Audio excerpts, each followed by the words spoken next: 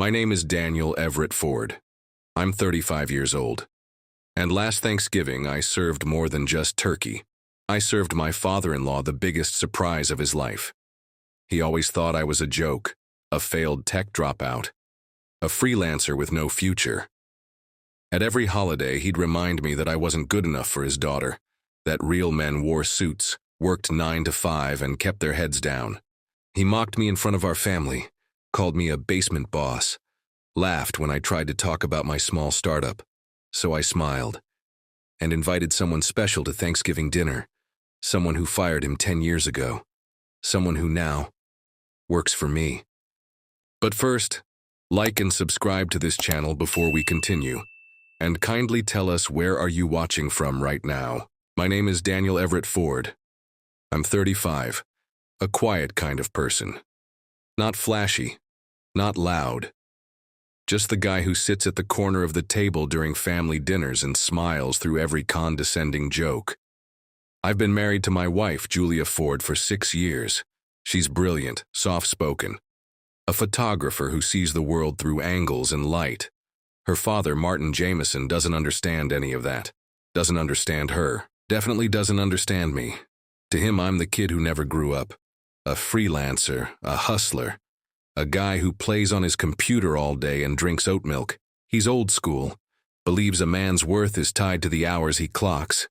If you don't wear a suit or clock in before 9, you're just wasting your life. I could have let it go. But then came last Thanksgiving, and that's when everything changed. Every year, we rotate houses. 1 year with my family, 1 year with hers. Last year was theirs.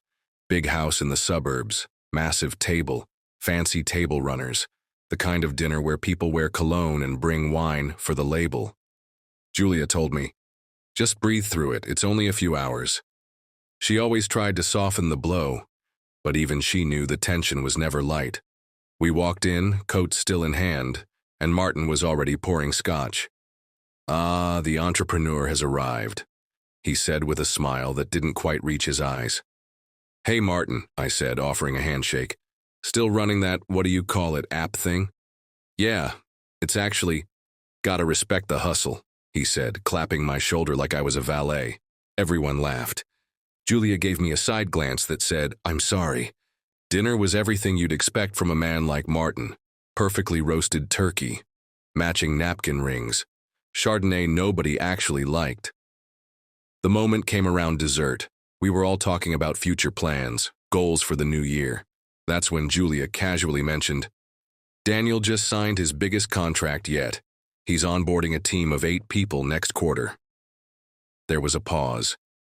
And then Martin leaned back and said, a team? For what exactly? Group texting? A few chuckles around the table. Must be nice working from the couch. I used to dig ditches before I earned my seat at this table. Good for you, I said, still smiling. I like my couch. I just worry, he added, carving into pie. Not everyone has a daughter willing to carry dead weight. Julia's fork hit the plate. Her mom said something about coffee, tried to move the conversation. But I just sat there, calm, quiet, burning. The funny part? Martin Jameson used to work for a company called Redmont Global. Construction tech, big clients, big money. He bragged about it every year, said he ran their engineering team, said he left because he wanted to retire early. That wasn't the truth. I knew the truth because I had interviewed his old boss 3 months ago, James Radley, founder of a niche tech firm in the Bay. Brilliant guy, stoic, funny, sharp. He didn't mention Martin until he saw Julia's last name in a meeting. Then he laughed. Jameson? I fired a guy named that years ago. Brilliant engineer. Horrible ego. Couldn't manage a team if his life depended on it. I didn't say anything at the time, but I remembered. Because by then, James Radley worked for me. Later that night, as we drove home, Julia squeezed my hand. You okay? Yeah. My dad was out of line. He always is. I stayed quiet the rest of the ride, because I had just sent a text. Me. James, what are you doing Thanksgiving next year? James Radley. Why? Need a drinking buddy?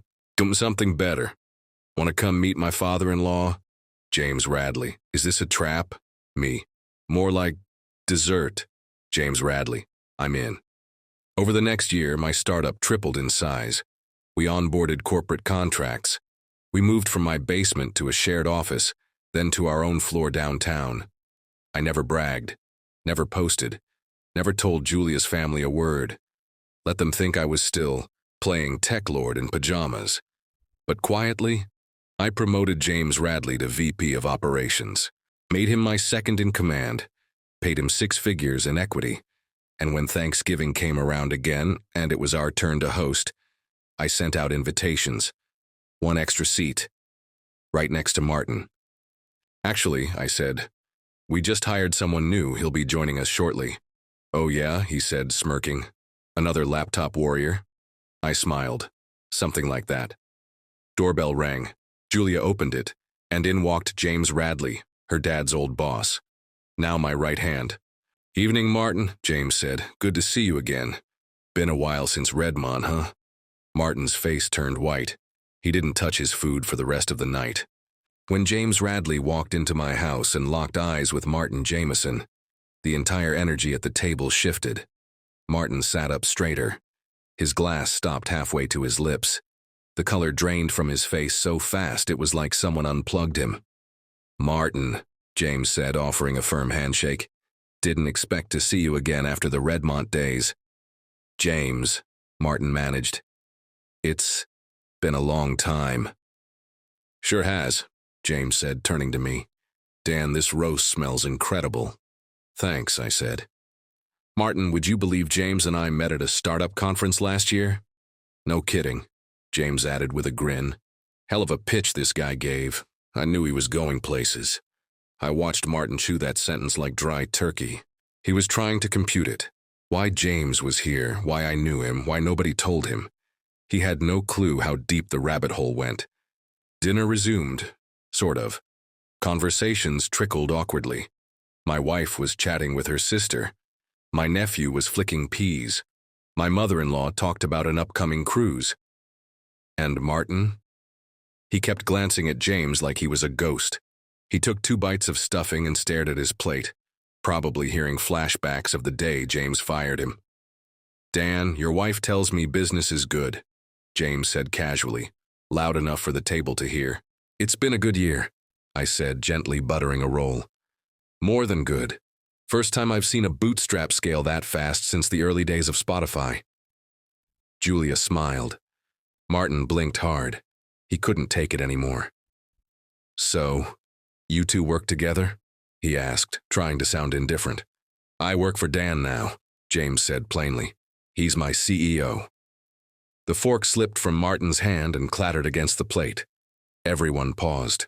Julia looked at me, eyes wide. Even she didn't know that part. Martin tried to recover. Funny how life works out. People change jobs, titles don't mean much these days, right? Sure, I said, unless you're the one assigning them. A few guests chuckled politely. You remember Redmond, don't you? James said, leaning back. You ran engineering back then, had a reputation for intensity. Martin's jaw tightened. I remember, he said flatly. Wasn't the right fit. No, it wasn't, James replied. We needed leadership, you brought management, 2 very different things. I let the silence hang there. But hey, James added, lifting his glass, sometimes it takes the right kind of leader to make something that lasts. That's what I found in Dan. Everyone looked at me except Martin. He stared at his potatoes. After dinner, Julia pulled me aside in the kitchen. You didn't tell me James worked for you. You didn't ask, I said. Dan, seriously. I turned to her. Your dad has disrespected me at every table I've sat at for 6 years. He mocks my work, diminishes my life. He's never asked what I actually do because he doesn't care. You made your point tonight. No, I said. James made it. I just set the table. Later that night, after dessert and coffee and awkward small talk, Martin stood in front of the fireplace nursing his drink. Alone. I walked over. He didn't look at me, just stared into the flames. That was cute, he muttered. Parading Radley around like a show dog. He's not a prop, he's a friend, a partner. A better man than you ever pretended to be. Martin swirled the amber liquid in his glass. You embarrassed me in front of my family. You've embarrassed me in front of mine for 6 years. Consider us even. You think money changes who you are?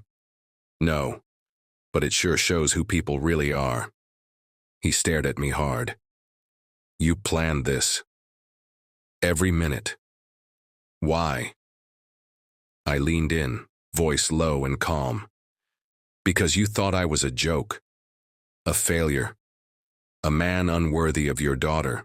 But tonight, you found out what happens when the joke learns how to write the punchline. I turned to walk away. You're still just a kid with a laptop, he spat behind me.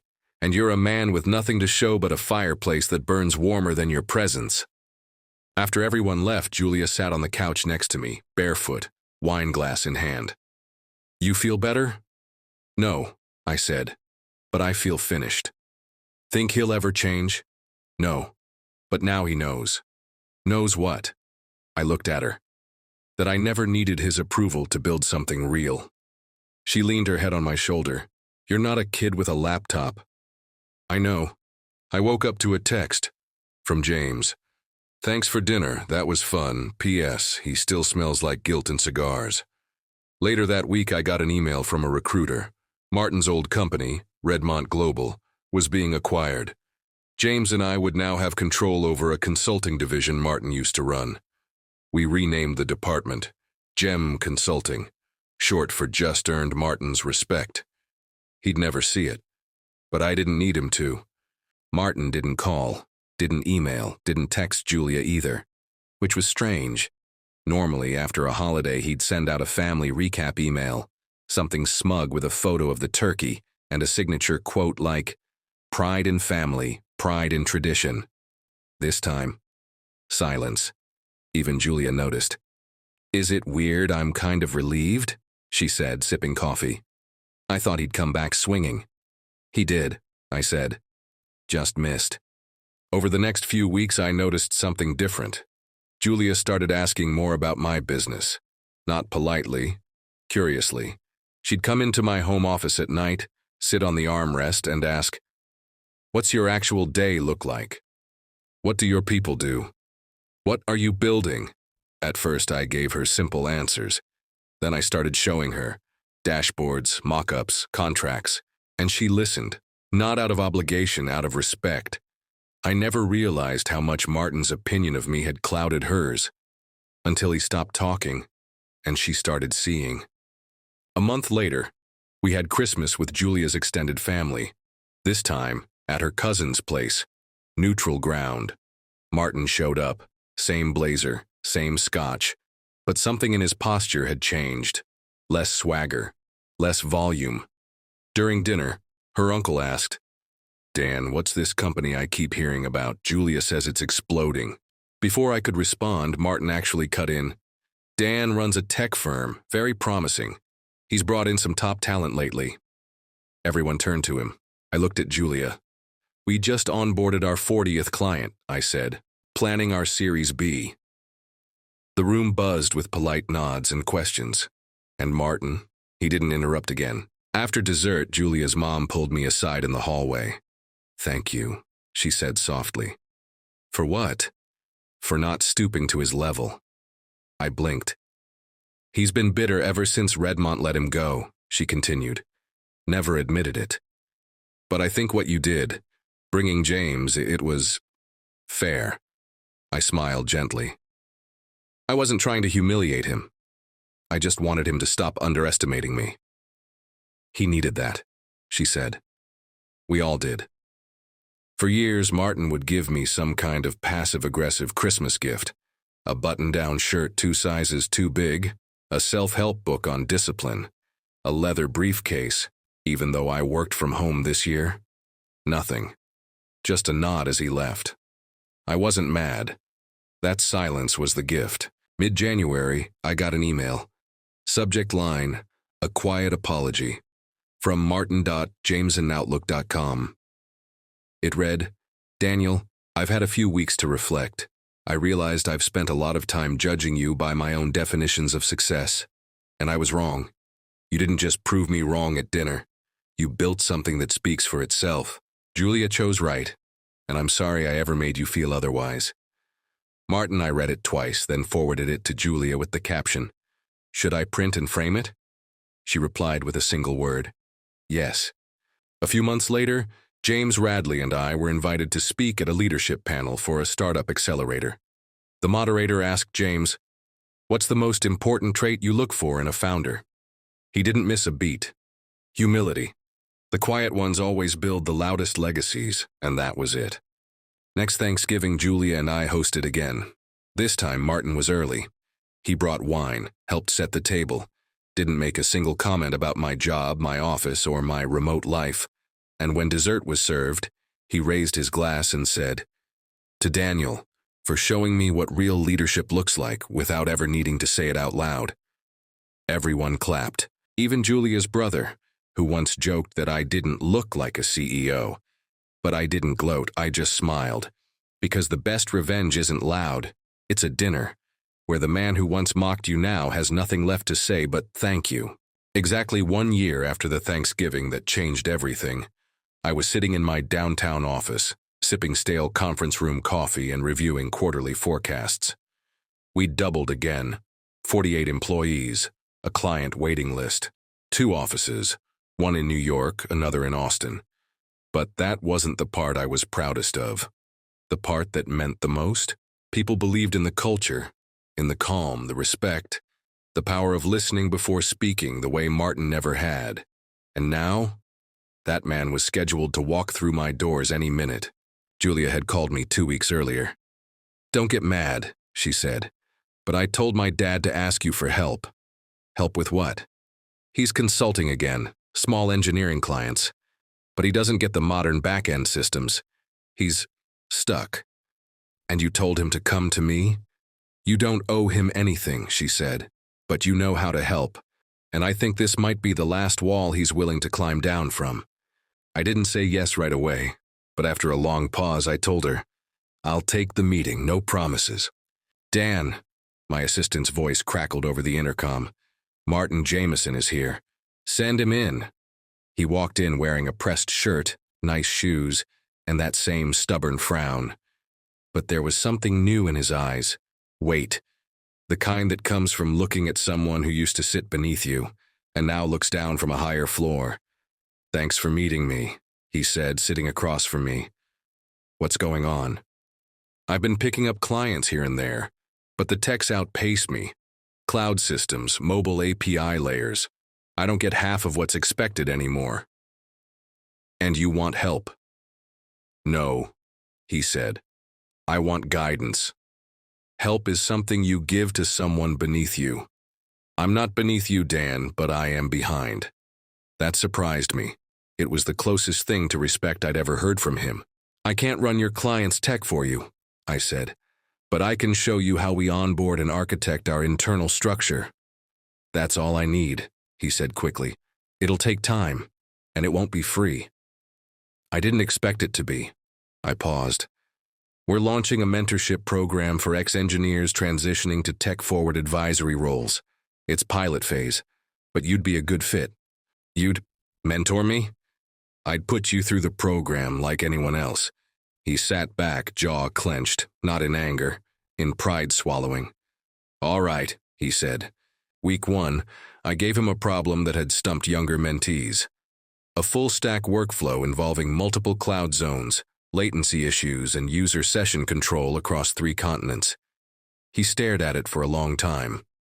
"You don't expect me to solve this?" he finally said. "No," I replied. "I expect you to ask better questions about it." "That's the test?" "It always has been." That was the first time he smiled. "You're really doing this?" she asked one night while folding laundry. "He's willing. I won't waste that." "You think he's changed?" "I think he's learning how to respect a language he never spoke." 2 weeks in, I walked past a dark conference room after 9 p.m.